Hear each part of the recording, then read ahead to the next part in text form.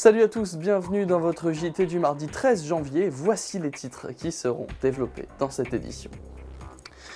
À la une d'aujourd'hui, encore une cérémonie de vœux. Cette fois-ci, c'est Attouville qui s'est prêté au jeu. Ils seront bientôt une trentaine de plus sur les routes du Gravelinois. Ce sont les jeunes qui ont conclu ce samedi un partenariat avec la municipalité pour la bourse au permis de conduire citoyen. Et puis on terminera ce journal avec le carnaval, puisque ce week-end, l'association Les Boucaniers remettait leurs dons aux associations. À peine inauguré et déjà au centre de toutes les attentions, le nouveau multi-accueil Les Calinous, situé au Pont-de-Pierre, a accueilli samedi dernier la cérémonie des vœux d'Attouville. Un reportage de Patrice Bernard. 2015 sera une année chargée pour les maisons de quartier de Gravelines.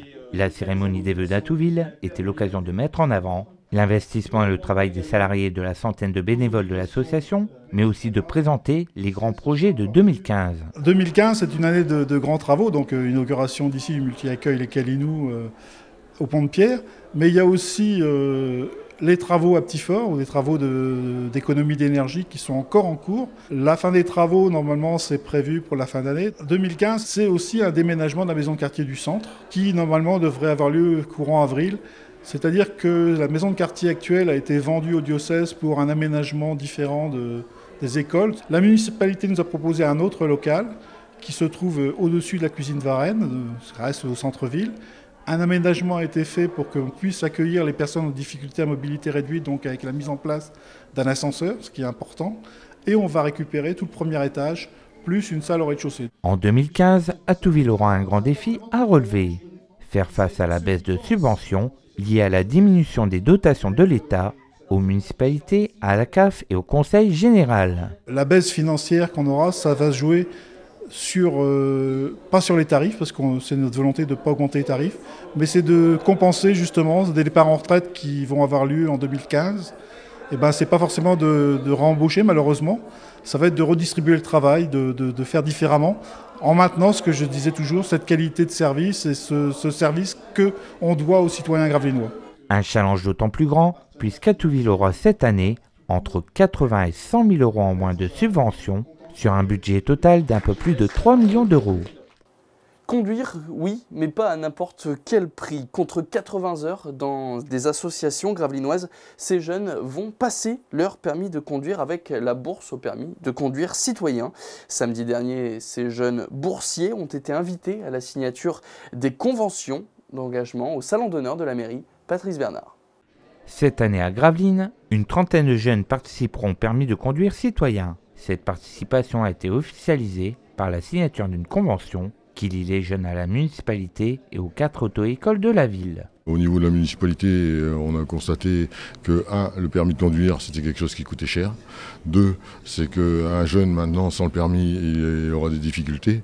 Et troisième chose, c'est important aussi, c'est qu'au niveau des associations, il n'y a pas beaucoup de jeunes qui s'impliquent. Donc c'était le moyen, en leur demandant de faire 80 heures dans les associations, de voir la vie d'une association. Comme tous les ans, les jeunes auront une demi-journée de formation ludique avec un module prévention risque routier, en partenariat avec le groupe Pascal, les pompiers de Gravelines et la police nationale.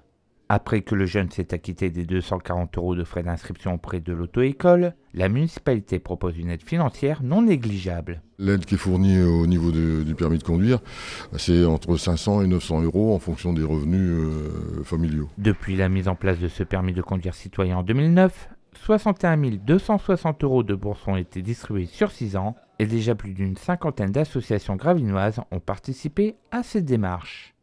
Vendredi, l'association carnavalesque et philanthropique Les Boucaniers a effectué sa traditionnelle remise de dons au sein de leur local. Patrice Bernard y était pour nous. 6 000 €, c'est la somme qui a été redistribuée à 10 associations lors de la cérémonie de remise de dons aux associations des Boucaniers.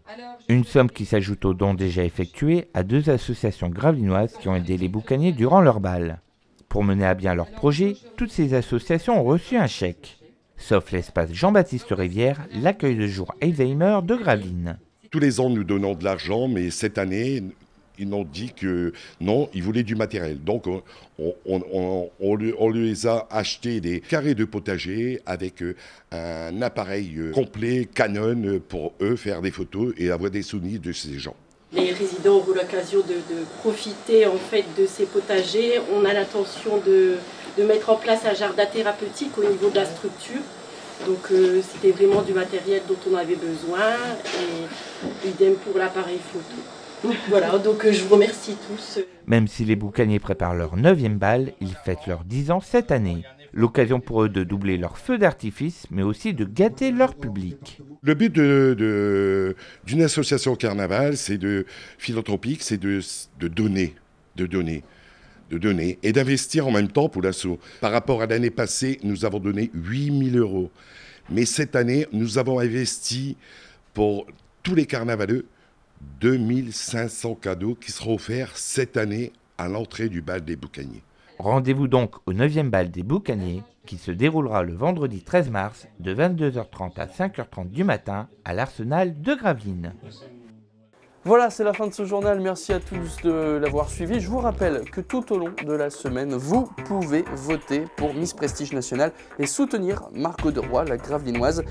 Pour voter pour elle, rendez-vous sur le site www.non-stop-people.com. Attention, vous ne pouvez voter qu'une fois par jour et par adresse IP. On compte sur vous.